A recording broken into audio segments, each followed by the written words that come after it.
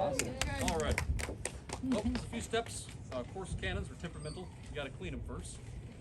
So the first thing I'm going to do, and it's the only thing that I have to do in the entire process, is take a gloved thumb, place it right over the touch hole. That's my entire job. That's just going to prevent anything from getting inside of this, anything clogging it up, and also we're going to make a vacuum with this later. But first, Maverick here is going to take the gunner's worm, fish that down the barrel, and spin it around. And if there's anything left over from any previous shots, that'll pull it out. You don't want anything in there while you're loading it, because in the event that something were to go off, his hand would be in front of it. That's not very good for him. So now that he's done that, he's going to grab the wet sponge. It's a piece of sheep's wool wrapped around a stick. He's going to dip that into the bucket right here. It's going to insert that down the barrel. With me doing this with my thumb and that being the exact same size as the barrel, it's actually making a vacuum right now. That's going to put out any embers inside of this with the lack of oxygen and the introduction of moisture.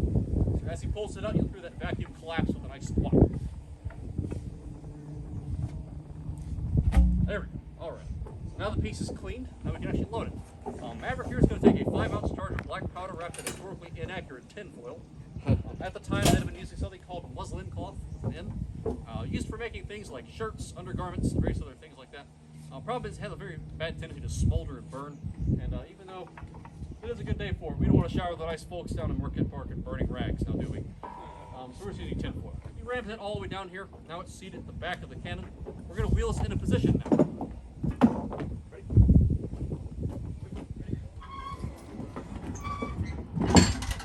So now we're loaded. We have to prime. There's 2 steps to this. The first step is to take a tool called the gimlet or gunner's pick. A little wire pick to fish that down the little touch hole. That's going to poke a hole in that small charge which rammed down to the back. So with that, we're going to use that the next piece of equipment to set it off. That'll be the friction primer.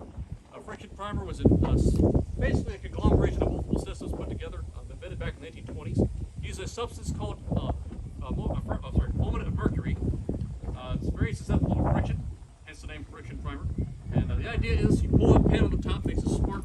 That sets off a small charge of powder inside that small little tube, which then shoots out the touch hole, setting off the main charge, making the whole cannon go boom, hopefully. Now that we're done with that, he's going to attach the last piece of equipment, a lanyard. And I must warn you, it is a cannon. They do tend to be a little bit loud, so for my protection, I'm going to be doing this.